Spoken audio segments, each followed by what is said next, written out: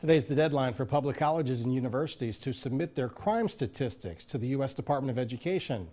27 First News reporter Nadine Grimley spoke with Youngstown State's police chief about what's required and why he thinks their campus numbers are so low. She's live tonight in the studio and has the story.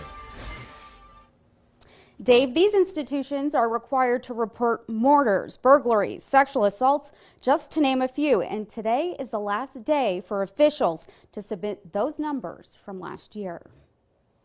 Youngstown State University's police chief, John Bashara, says by law they have to compile crime data for the federal government.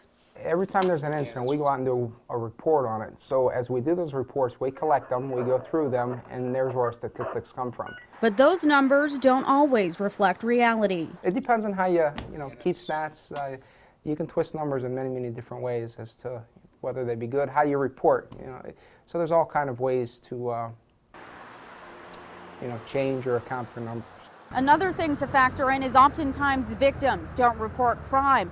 Bashara says some universities and colleges are also over-reporting their crime to make sure they're covered by the law. Youngstown State University's crime rates are low. I do feel safe on campus. There's a lot of campus police around, and there's always people around on campus. It's one reason freshman Monica Crow is at YSU.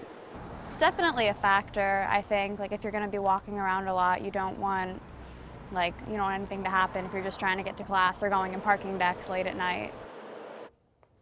Bashara says having a mainly commuter student base helps keep those crime numbers down, but regardless, those numbers have to be spot on. Dave? Nadine, thanks.